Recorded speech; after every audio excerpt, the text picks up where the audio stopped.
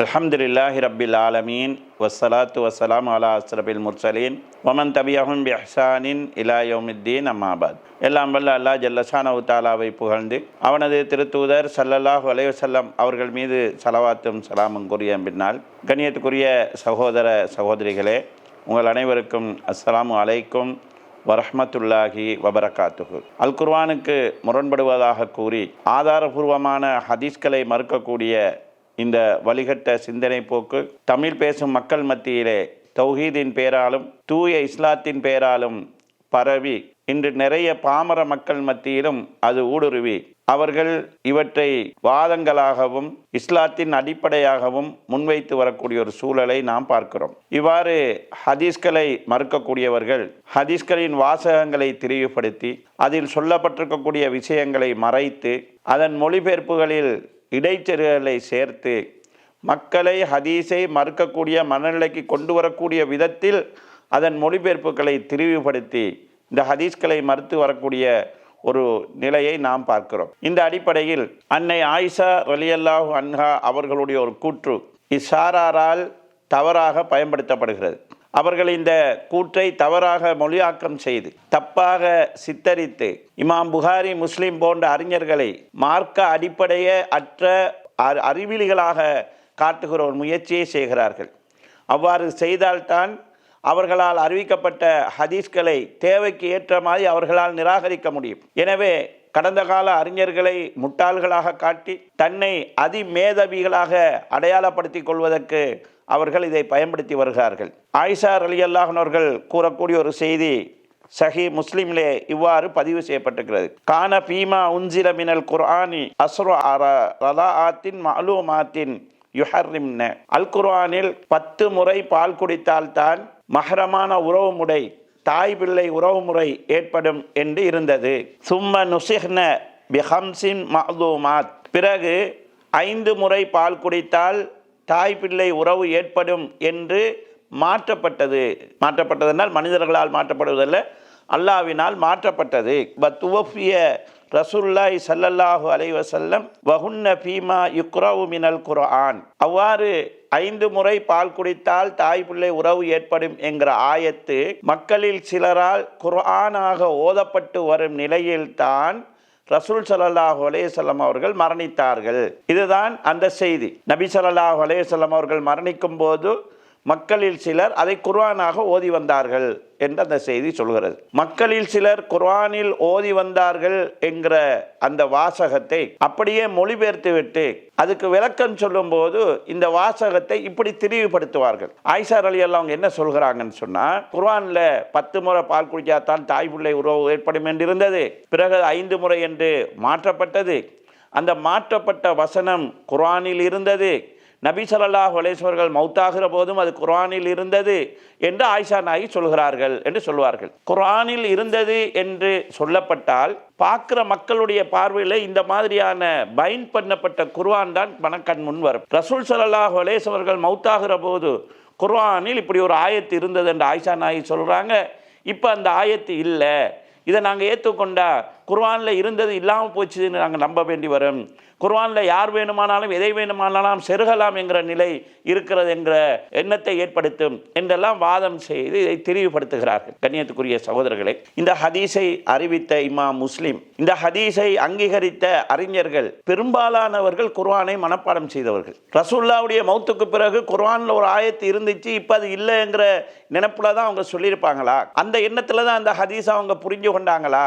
இவர்கள் குர்ஆனுடைய அந்த விஷயத்தை எப்படி அதாவது ஒரு விஷயத்தை தவறாக எடுத்துவிட்டு அதை வைத்து தான் அவங்களுடைய வாதத்தையே கட்டி எழுப்புகிறார்கள். அன்புள்ள சகோதரர்களே, இதில் என்ன சொல்லப்படுகிறது, என்ன நிலைமை என்பதை சுருக்கமாக புரிந்து கொண்டு அதை தெளிவுபடுத்த முற்படுகிறேன். அதாவது இஸ்லாத்தில் முன்னர் சொல்லப்பட்ட ஒரு சட்டம் பின்னர் வரக்கூடிய சட்டத்தால் மாற்றப்படும். இதற்கு நாசிஹ் மன்சூஹ் என்று சொல்வார்கள். மாற்றப்படும் என்றால் மனிதர்கள் யாரும் மாற்ற முடியாது. அல்லாஹ் இறக்கிய சட்டத்தை அல்லாஹ்வே மாற்றுவான். இது சம்பந்தமாக அல் குர்ஆனிலே அல்லாஹு தஆலா மா நன்ஸஹ் மின் ஆயத்தின் அவ் நுன்சிஹா நஅதி பி கைரின் மின்ஹா அவ் மிஸ்லிஹா.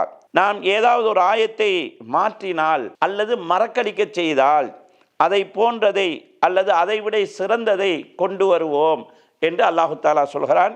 இது சூரா பக்ராவினுடைய 106வது வசனம்.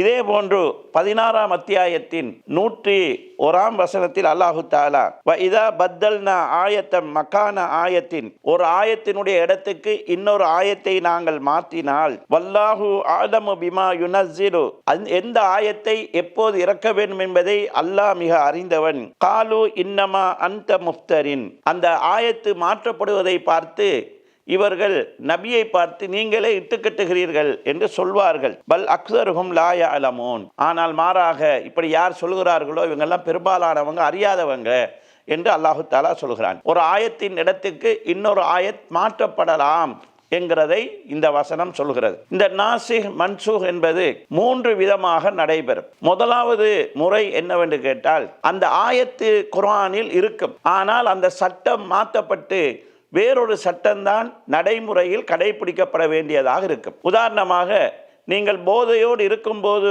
தொழுகையை நெருங்காதீர்கள் என்று குர்ஆன் கூறுகிறது. இது ஒரு கட்டத்தில் நடைமுறையில் இருந்த சட்டம். பிறகு வந்த சட்டம், அதாவது போதை முழுமையாக ஹராமானது, பன்தஹியூ, நீங்கள் அதை விட்டும் விலகி கொள்ளுங்கள் என்கிற வசனத்தால் இந்த வசனம் மாற்றப்பட்டு விட்டது. ஆனால் வசனம் குர்ஆனில் இருக்கிறது, வசனத்தின் சட்டம் மாற்றப்பட்டு விட்டது.